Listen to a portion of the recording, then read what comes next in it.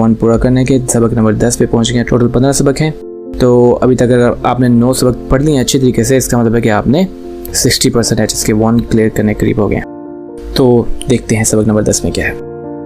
जी, सबक नंबर 10 का नाम है वो नंग ज़ो चर मा। क्या मैं यहाँ बैठ सकता हूँ? Can I sit here? सो क्या मैं यहाँ बैठ सकता हूँ? देखें कितना इम्पोर्टेंट जुमला है। ठीक है, हर जगह इस्तेमाल होगा ये।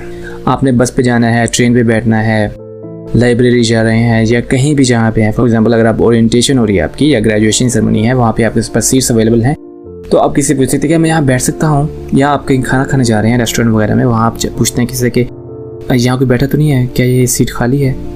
होता है ना, कभी कभी रश होता है तो आपको कुर्सी मिल नहीं रही होती है, कुर्सी खाली देखते हैं तो आप कहते हैं क्या मैं यहाँ ये कुर्सी ले लूँ या क्या मैं यहाँ बैठ जाऊँ? तो कहते हैं नहीं, ये कोई यहाँ पे है बैठा हुआ है, सामान रख के गया हुआ है। तो लाइब्रेरी में ये बहुत ज़्यादा इस्तेमाल होता है, लाइब्रेरी में बहुत ज़्यादा इस्तेमाल होता है। तो देखें इसे कैसे कहते हैं चीनी में, वो नंग ज़ो चर मा। क्या मैं यहाँ बैठ सकता हूँ? ओके, तो पहले डायलॉग की तरफ चलते हैं। यहाँ हमें एक लैपटॉप नज़र आ रहा है और एक किताब है। लैपटॉप के ऊपर किताब है। ए और बी के दरमियान जो डायलॉग है वो देखें।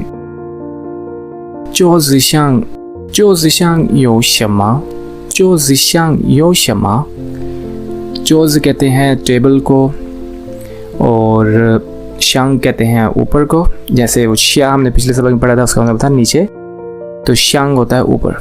तो मेज़ के ऊपर यो शम्मा क्या है? क्या है मेज़ के ऊपर? क्या है? तो मेरा भी आपसे ये क्वेश्चन है कि आपके कमरे में जो इस वक्त मेज़ पड़ा हुआ है उसके ऊपर क्या है? ठीक है, इसका आपने कमेंट में हमें बता दें कि चीनी में जितने लफ्ज़ आते हैं उनके लफ्ज़ बोल के हमें बता दें। तो खैर, इसके जो टेबल पड़ा वो क्या है? 桌子上有一个电脑和一本书। मेज़ के ऊपर एक तेनाओ कंप्यूटर पड़ा है और ख कहते हैं और को ई पंशु एक किताब पड़ी हुई है। ओके, तो इसके टेबल पे बड़ा साफ सुथरा है, एक कंप्यूटर और एक किताब पड़ी हुई है। और मेरे टेबल पे इस वक्त जो है एक कप पड़ा हुआ है, एक लैपटॉप पड़ा हुआ है, साथ में एक पानी की बोतल पड़ी हुई है। हाँ, ये भी साफ़ ही है, वैसे क्लीन है।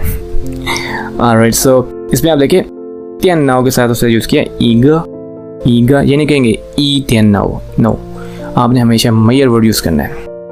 मैयर वर्ड पैमाइशी अल्फाज होते हैं, ये क्लासीफायर्स कहते हैं। चाइनीज़ में बहुत ज़्यादा इस्तेमाल होते हैं कि आपने जिस चीज़ का जिक्र कर रहे हैं ना, अगर वो उसकी काउंटिंग हो सकती है, मतलब 1 है, 2 है लैपटॉप, 3 लैपटॉप हैं, 4 लैपटॉप हैं, तो आपने मैयर वर्ड इस्तेमाल करना पड़ता है। आपको याद होगा हमने ये सबक नंबर 5 में पढ़ा था, वचिया योची खोरन, नीचिया योची खोरन, तुम्हारे घर में कितने अफराद हैं? तो खो जो था वो मैयर वर्ड था। तो इस तरह यहाँ पे ग तियन नाव का ग है, तो ग मैंने कहा था कि 80% जहाँ पे सही इस्तेमाल हो जाता है। ई ग जो है ना क्लासीफायर, हर जगह काम आ जाता है। अगर आप वो भूल गए क्लासीफायर तो ग यूज़ कर लें, कोई मसला नहीं है। तो ई ग तियन नाव ख ई पन शू। शू जो है बुक है, बुक का जो क्लासीफायर है वो है पन। ठीक है, इस तरह लिखते हैं। तो जब भी आपने किताब का जिक्र करना है 1 2 3 4 5, तो आपने ये पन इस्तेमाल करना है। ओके, तो ये क्लासीफायर्स नहीं भूलने। अगर आप वाकई नेटिव की तरह चाइनीज़ बोलना चाहते हैं तो फिर आपको क्लासीफायर बोलने पड़ेंगे, अदरवाइज आप ग इस्तेमाल करते रहोगे हर जगह, कहीं सही चलता है कहीं नहीं चलता। तो अगर आप अच्छी चीज़ सीखना चाहते हैं फिर आप क्लासीफायर पर फोकस करें। बस गुजारा करना चाहते हैं फिर ये ग काफ़ी है। ओके, तो अगला है पेज ज़ैनार। पेज यहाँ पे पहले पढ़ा हुआ है, ज़ैनार कहाँ पे है? पेज कहते हैं कप को, कप कहाँ पे है? नार। ये देखिए पिछले सबक में हमने नार पढ़ा था, तो ये देखें पूछ रहा है कप कहाँ पे है? पेज ज़ै चोज़ली। जो कप है वो टेबल में पड़ा हुआ है, मेज़ में पड़ा हुआ है, मेज़ में पड़ा है।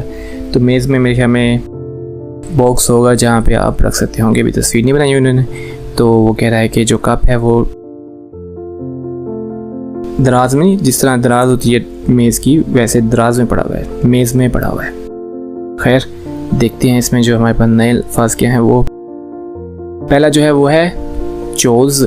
चोज़ कहते हैं टेबल को, मेज़ को। और शांग कहते हैं ऊपर को, शांग म्यान, श्या म्यान। तेन नाव कंप्यूटर को कहते हैं तेन नाव। तो इसमें आपको स्टॉप करें वीडियो, सॉरी यहाँ पे मैं रोकता हूँ थोड़ी देर के लिए ताकि ये सारे वर्ड्स लिखे जा सके आपके लिए। स्टॉप करने से तो ये भी रुक जाएंगे। हाँ ना, आप इस तरह कर सकते हैं, बैक कर सकते हैं दोबारा से वीडियो को और फिर दोबारा ही लिखना सीख सकते हैं। ठीक है, हमें काफ़ी सारे स्टूडेंट्स ने कमेंट में कहा है कि आप काइंडली स्लाइड पे थोड़ा सा वेट कर लिया करें ताकि हम ये प्रैक्टिस कर लिया करें।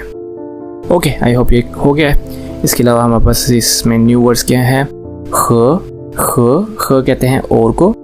ख ये कंजक्शन है, तो ये बहुत ही अहम लफ्ज़ है। ख जैसे हम नहीं कहते और मैं उधर गया, मैं और मेरा दोस्त यहाँ बैठे हैं, मेरे पास एक किताब है और एक पेन है।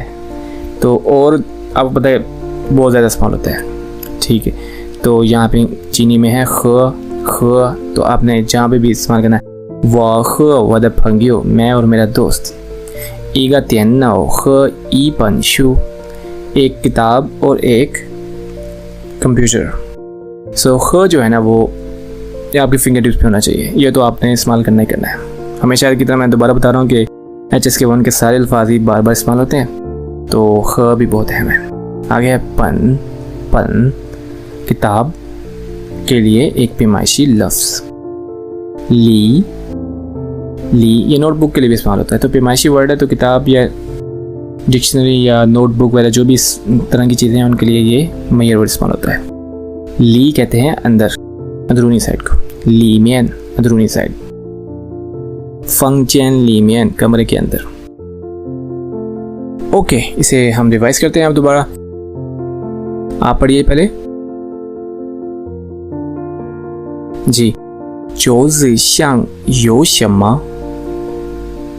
मेज के ऊपर क्या है।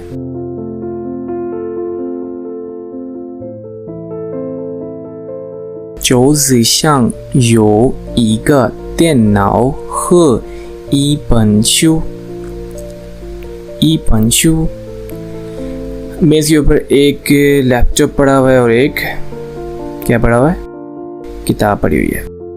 Okay, next. 杯子在哪儿？杯子在哪儿？杯子在桌子里。कप कहाँ पे है? कप मेज में पड़ा हुआ है। ओके, ये हमारा डायलॉग 1 था, अब सक्सेसफुली कंप्लीट हो गया। डायलॉग 2 की तरफ चल रहे हैं। डायलॉग 2 पे हमें एक पिक्चर में 2 लोग नजर आ रहे हैं जो कि इस वक्त वर्जिश कर रहे हैं, तो देखते हैं क्या डायलॉग है।